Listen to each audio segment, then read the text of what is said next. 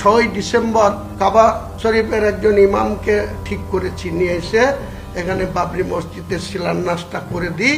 মুঘল সম্রাট বাবরের নামে ভারতের অযোধ্যার বাবরি মসজিদের আদলে পশ্চিমবঙ্গের মুর্শিদাবাদে একটি নতুন মসজিদ নির্মাণের ঘোষণা নিয়ে দেশটিতে সাম্প্রদায়িক উত্তেজনা বাড়ছে। অযোধ্যায় রাম মন্দির তৈরির প্রতিবাদে পশ্চিমবঙ্গের সরকারি দল তৃণমূল কংগ্রেসের আলোচিত এমএলএ হুমায়ুন কবির মুর্শিদাবাদে নতুন বাবরি মসজিদ নির্মাণের ঘোষণা দেন। মাত্র 12 দিনের মাথায় 6 ডিসেম্বর মসজিদের ভিত্তিপ্রস্তর স্থাপন করা হবে। লিলি বিউটি সোপ, যার অ্যান্টি এজিং গুণ তারুণ্য ধরে রেখে ত্বকে করে উজ্জ্বল, তারুণ্যময় উজ্জ্বল ত্বকের জন্য। এমএলএ হুমায়ুন কবিরের নতুন বাবরি মসজিদ নির্মাণের তোড়জোড়কে কিভাবে দেখছে কংগ্রেস?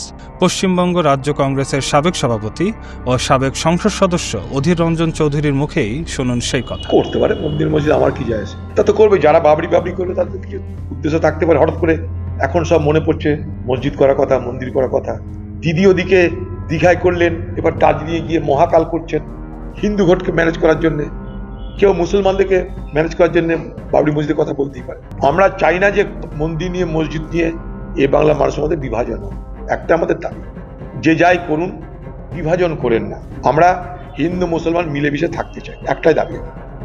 এদিকে মুর্শিদাবাদে নতুন বাবরি মসজিদ নির্মাণের প্রস্তুতির খবর ছড়িয়ে পড়তেই বড় ধরনের হুমকি এলো সাবেক মন্ত্রী ও বিজেপির সিনিয়র নেত্রী উমা ভারতীর কাছ থেকে।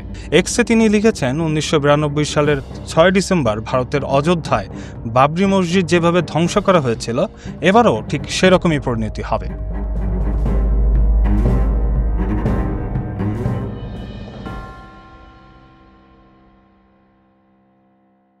লিলি বিউটি সোপ, যার অ্যান্টি এজিং গুণ তারুণ্য ধরে রেখে ত্বকে করে উজ্জ্বল, তারুণ্যময় উজ্জ্বল ত্বকের জন্য।